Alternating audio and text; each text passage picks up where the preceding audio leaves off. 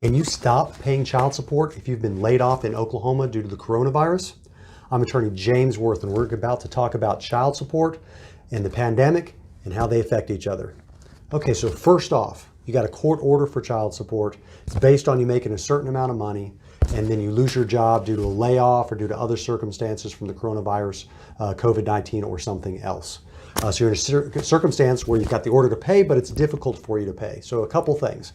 Although there have been a lot of restrictions on the things that can be done in court, and the Oklahoma Supreme Court has said that certain deadlines and orders are delayed, that doesn't apply to your child support payment. So the child support payment still is what it is, and you're expected to pay that, because although you may be going through difficult times, it's assumed that the child's custodian and other people may be going through difficult times as well. But it doesn't end there.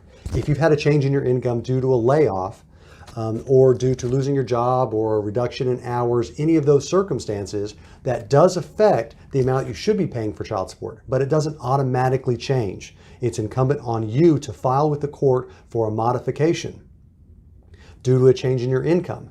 And when that is adjudicated, when you get an order on that, if your income has gone down, then your child support can go down.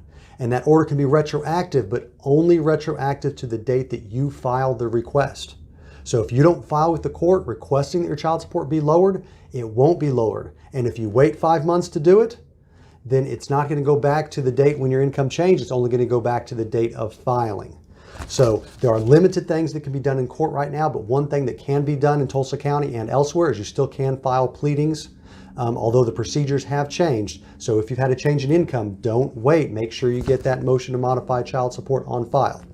But another issue to address is if you are unable to pay the child support and you're paying a reduced amount, what are the consequences of that? They may eventually come back to get you, so you want to pay at least what you're able to, so that you can demonstrate that you've done what you can, so that although you may be in violation of the court order, it's not a willful violation, and that would be a defense to contempt. But additionally, the courts are real limited in what they're hearing right now at just this current moment. So although the other side could file a contempt, it's unlikely you're going to be able to get an arraignment date on that soon or get a hearing date on that soon, because it's not an emergency matter. So that may give you the time that you need to get a modification on file, or to get other employment, other sources of income. But the important thing is to be proactive. Don't let it go.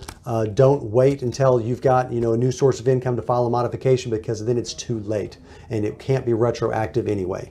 So if you've lost your job, you're probably going to need more than this general information. You're going to want to talk to an attorney about your specific circumstances.